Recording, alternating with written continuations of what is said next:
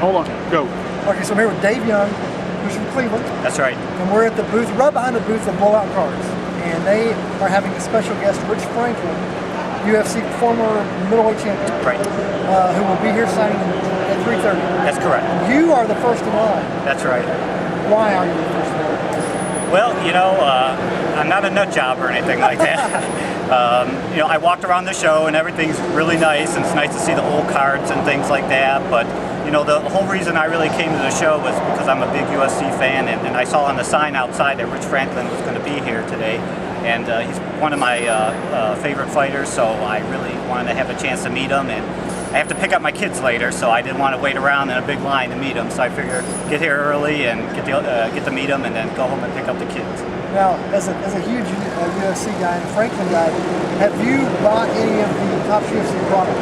Well, you know, when they went on the market, it seems that the prices pretty skyrocketed pretty fast. Right. So I have not had a chance to buy it, but I was walking around the show here just to see if I could find any. And I did find one gentleman selling a box of cards. It was he wanted $295 for it. So that's actually cheap.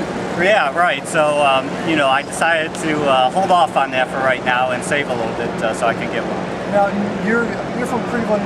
Rich is from Cincinnati. That's right. So how would you characterize your UFC collection right now? What do you have in your collection? Mostly just watching the UFC shows. I have some of the videotapes. I have some of the T-shirts. As far as cards, though, I don't have any of those. I was fortunate enough in March to meet a couple of the UFC fighters down in Columbus, Ohio. So I have their pictures and autographs.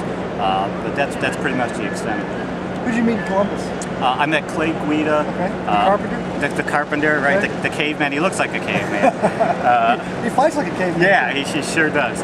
I met Joe Stevens. Okay. I met Junie Browning from Ultimate Fighter. A couple other ones too. Have you met Rich yet?